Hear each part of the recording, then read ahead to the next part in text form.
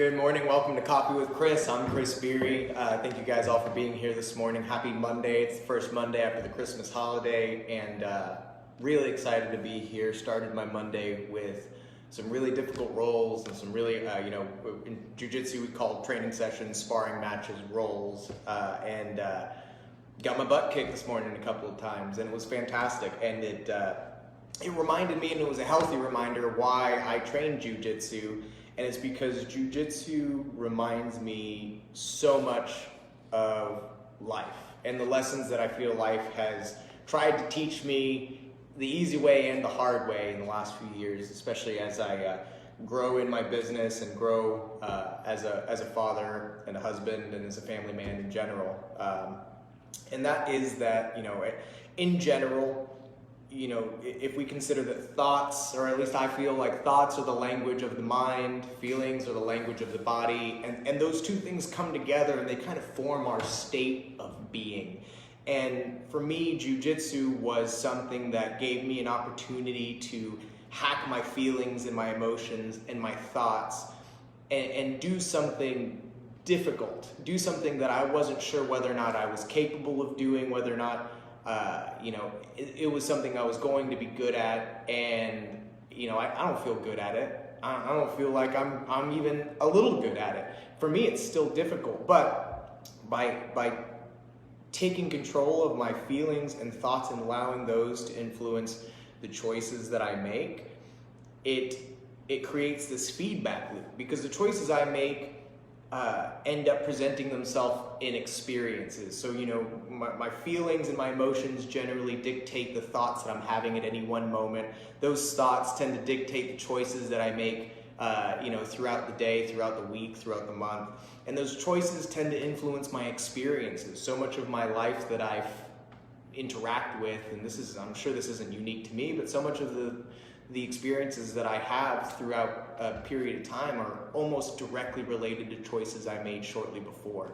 And then it creates this feedback loop, this cycle of, well, those experiences now change the way I feel about a situation, about a relationship, about the choices that I'm making, and then turn around and influence my thoughts and my choices again. And so I create this feedback loop, and it started to become most evident in the food that I ate the day before I went to train Jiu-Jitsu. In fact, I was joking around this morning with some of the fellas as one of my training partners was digging his knee into my sternum, and all of a sudden I was just like, hey, you got to get off me for a second, or you're about to get covered in vomit. Just because the food that I ate over the course of the last week, whether that's my grandmother-in-law's divinity, which is just pure sugar, fudge, just horrible food decisions that I admittedly made because I was around that type of environment. I was with those people and I was celebrating a holiday.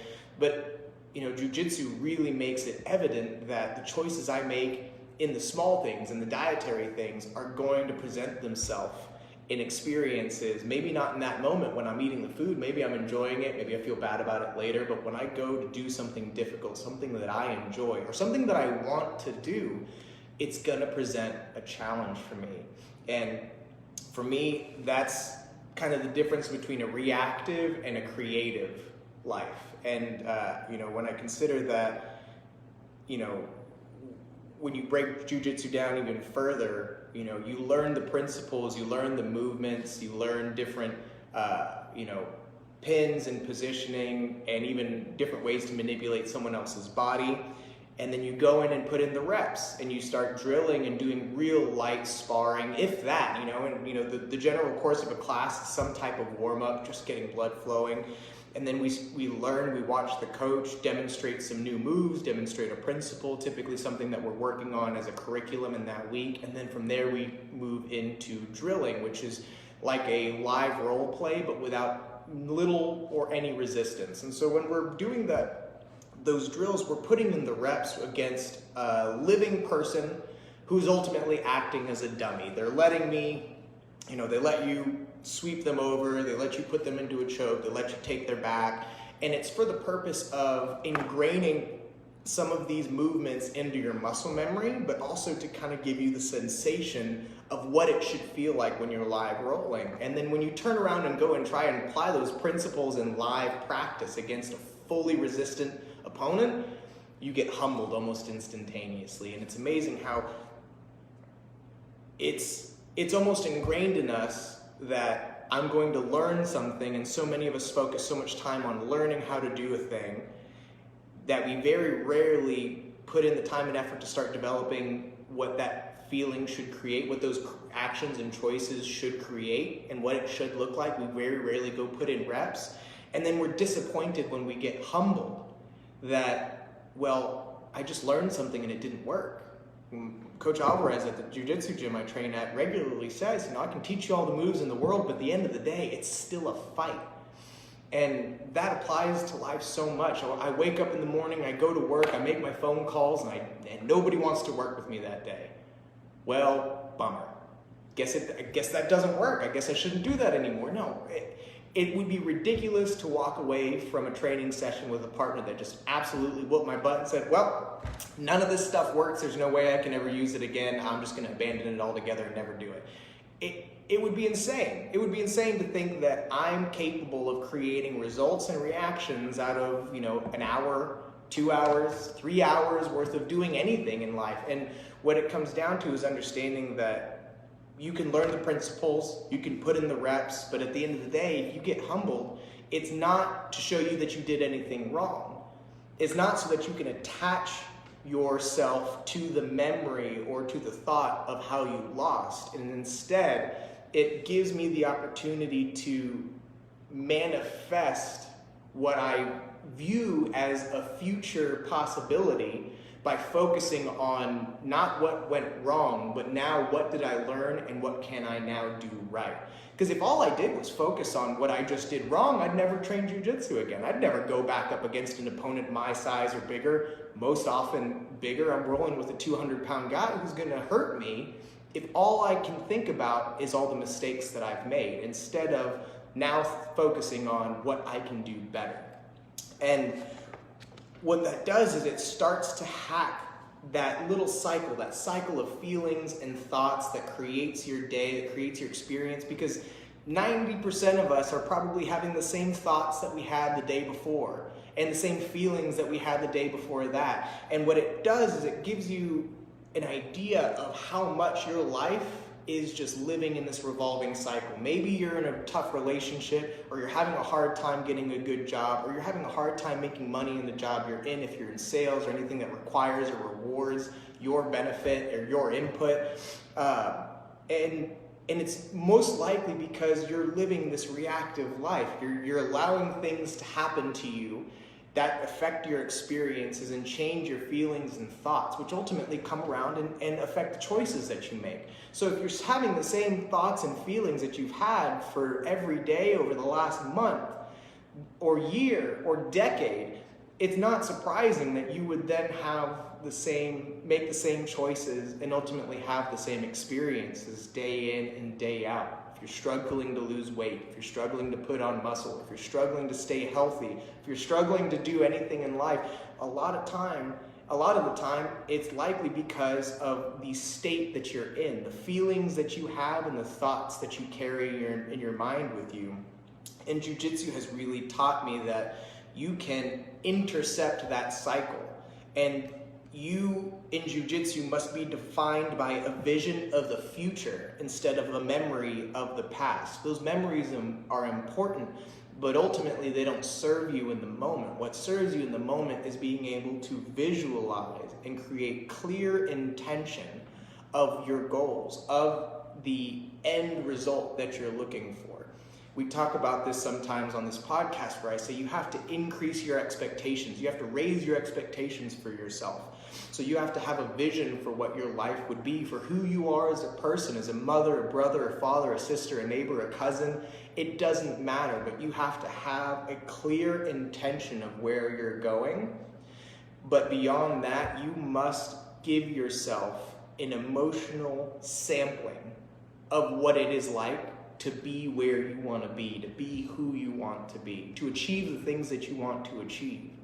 You must first feel awe before the mystical moment comes to you. You must first feel love for life before love is found in other relationships. It's part of the cycle of choices and thoughts and feelings and staying in elevated states.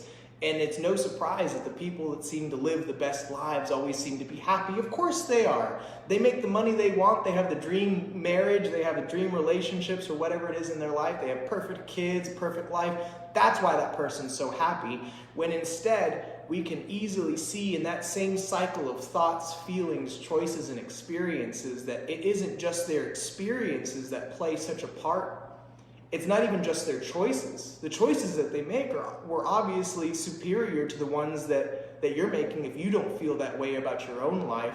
But in reality, what it comes back to is you first have to overcome the feelings and emotions that you have towards challenges, towards obstacles. If you feel like something's going to present an obstacle to you, or that it's going to be insurmountable or something that you can't overcome, then that's something that's going to hack your thoughts. It's going to overtake how you think and how you operate.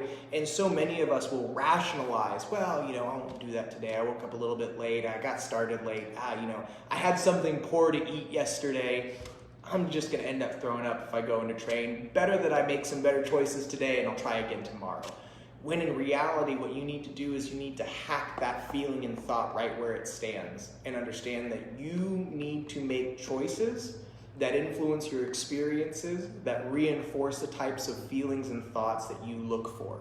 And for me, Jiu Jitsu gives me absolute presence. It rips me out of the past by putting a 200-pound man on my back trying to choke me out, and says, you need to forget about all the mistakes you made and you need to think about right now and where you want to be in the future. Do you want to be tapping out to this guy who's trying to put you in a chokehold, or do you want to find a way out and start working against him and start taking in opportunities against your opponent? And understand that it takes time. It isn't, and that's part of what Jiu Jitsu has taught me is it's taught me patience. Even now, I'm almost 2 years, 18 months into training Jiu Jitsu where I'm at right now, and most days I get my ass kicked. I come home to my wife, she says, hey, how'd it go? Did you have a good time? I say, I got my ass kicked. It sucked. It was pretty terrible. I got choked out, I tapped out, and every once in a while, I'll have a good roll. I'll have a successful roll where I'll win, so to speak. And that's not even the goal or the destination. And it doesn't bother me to have the days that break me down because I'm not focused on the failures. I'm still keeping my mind set on the vision, on the intention I have. And for me, the reason I train Jiu Jitsu is because it helps me keep my mind sharp and it allows me to practice envisioning a future that is so far away from my current reality that it almost seems impractical. The idea that I could ever be an elite or world-class jiu-jitsu martial artist is almost ridiculous, given the fact that I've only been training for 18 months and regularly get my ass kicked by people my size and smaller. It seems, from the outside, it would almost seem like a ridiculous concept. But what that allows me to do is it teaches me, and it teaches my mind that if I can push through pain, if I can make choices that seem counterintuitive to my current thoughts and emotions of any one day, if I can get up and ignore my snooze button and go train at 6 o'clock in the morning with a whole bunch of grown men, if I can ignore the thoughts and emotions I have right now that would otherwise make me make a poor choice, hitting the snooze alarm, eating crappy food, doing something that's against what I view for myself, then that gives me an opportunity to grow. And Jiu Jitsu gives me opportunities to grow every time. I may have eaten poor food, I may have done some poor or made some poor decisions leading into a difficult workout, but I have the choice to go into Jiu Jitsu and change that experience, absorb those experiences and let them teach me how to improve on the next time. And that doesn't just apply to Jiu Jitsu. I've found that truth is evident in everything that we do. It's the same thing in my relationship. Sometimes there's an opportunity for me to calm down and think and get over the memory of the past. If I have something that's bothering me, or my wife did something that upset me, or I did something that upset me, I have a natural tendency to steam, to fume, and to let that kind of coagulate in my system, and it gets stuck there and I can't shake it off. My wife will tell me, like, you're in a mood, go somewhere else, fix what's going on with yourself. And it's the same principle. I'm allowing my thoughts and my feelings, the language of my mind and my body to dictate my state of being. And it's influencing the choices I make, the words that I use with my kids, the feelings and emotions that I show towards my family. And it gives me the practice to say, I can stop everything I'm doing right now. I can forget about whatever that was, and I can focus on this moment and refocus myself on the vision of the future, of the person who I intend to be, and give myself an emotional sampling of feeling what it would be like to be someone who is calm and positive and happy and brings life and joy into their home, instead of being, the sulking, angry, grumpy dad that I can sometimes be. And the beauty of jiu-jitsu and what it brings into my life is almost a singular core concept. And it is that failure only comes to those who don't continue. If you quit, if you stop going to jiu-jitsu, that's failure. If you stop, if you give up and say, this is too hard for me, that's failure. Failure isn't losing or getting put in an arm bar. It's losing, getting put in an arm bar, wiping your hands off and saying, I'm done. I'm never going to do anything that hard again. It's thinking that because I had a hard conversation with my wife where we realized that we don't agree on something, that's it. That's the end of our marriage. We can't push past this. It's ridiculous. There's nothing so difficult that it should cause you to give up on the first challenge. Hell, most things in life are going to send thousands of challenges your way before you have an opportunity to feel success in reality. But the truth of the matter is, reality, as it's defined in the social norm, is reactive. Something happens to you, it makes you feel a certain way, it influences the choices that you make, that's your reality. When in actuality, that's outdated. The way that you need to think is you need to first put yourself to where you want to be. Stand on the finish line. David Goggins talks about in his book, when he was a 300-pound man, never ran a mile to save his life, couldn't swim, couldn't float. He sat on his couch and thought to himself what it would be like to be a Navy SEAL, to graduate from BUD/S, to actually wear the uniform, wear the dress whites, and graduate amongst the most uncommon of uncommon people on earth. And he put himself there in his mind. He gave himself a chemical sampling of what that sensation could feel like, and then he focused his vision in. He created a clear intention of where he wanted his mind and body to go, and he never let go of it. Now, and that's why I say jiu-jitsu is something that allows me to forgive myself for the days that I don't operate at my fullest, because they're gonna happen. I'm gonna lose. It's gonna be part of my everyday routine that something breaks me down. On my way home from jiu-jitsu this morning, I was up here, and then a couple of little quick things at home, getting the kids ready in the morning, quick little interaction with my wife while she's still like half asleep, getting ready for the day. It could have soured my whole day, but instead it gives me an opportunity to put a rep in. Can I change my mind? Can I change the way I feel about this right now in an instant, on a dime? And maybe that's not jiu-jitsu for you, but I would encourage you to find something that's difficult, something that puts pleasure on the other side of pain, and focus on that. If that's jiu-jitsu, great. If it's going to the gym, that's fantastic. If it's getting up and getting on the treadmill or on your stationary bike or whatever it is, I encourage you to go do something difficult in hopes that you might fail, understanding that the only true failure comes from quitting and stopping. It doesn't come from trying and not succeeding. That's not failure. Your failure comes from giving up. And for me, jiu-jitsu is one of those things that whether I have an injury, whether I've eaten poorly, whether I've slept poorly, whether I feel poorly, doesn't matter. because the guys that I train with, they're injured. They probably ate a burger yesterday too. They probably made some poor decisions. They probably have something that aches or hurts or anything like that, but they're there anyway. And being around those types of people pushes me and it encourages me. Coach the other day, I hurt my thumb. I've been wearing a wrap around it most of the time that I'm walking around. And the minute I talked to my coach about it, he's like, oh yeah, I just did that last month. Somebody had to pull my thumb straight. Now I got them all taped up. And he still shows up and trains every day. That's the type of person that I want to be around. Somebody who doesn't let a little bit of pain stop them or interrupt their journey towards the vision that they've set for themselves. And constantly give themselves the emotional sampling that it takes to feel like the champion that they are on the inside. And maybe you don't feel that way about yourself, but I'm telling you now, there's an opportunity for that to change. And if you can't do it on your own, find something difficult. Find something to achieve at and let yourself fail.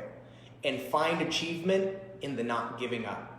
And that's where so much of your life, so much of your vision and your journey and your direction can be altered and can be changed. Jiu Jitsu for me taught me how to change my life. Incrementally, slowly, through pain, through discomfort, and it's taught me that anything in life worth achieving is worth achieving despite how many times it failed, despite how many times I fail. There's the last story I'll have for this episode is something that Jim Rohn says. And I've heard Anthony Robbins say it as well. What if we as parents looked at our children as they learned to walk and said, maybe you should stop trying. You've fallen a couple too many times, you've hurt your head, you should stop. There's no way that that's going to happen for you. You're just going to continue to get injured. You're not improving in any way that's visible. You should stop. It's a ridiculous concept. And so many of us treat our lives, our careers, and our relationships in a way that we see the first roadblock and we just want to give up. We need to keep pushing until. A child would continue trying to walk until. It isn't a matter of if, but when. So if you're struggling to achieve in something right now, or you feel like you might be on the wrong path, I encourage you to keep pushing past that failure until. Change your thoughts and feelings towards anything you're driving towards, and those will influence the choices that you make and ultimately change the experiences you have. That's part of what this podcast is about, is small little incremental changes in your life to make your days better, your weeks better, your months better, and overall make your life better. Thank you guys for spending the time with me this morning.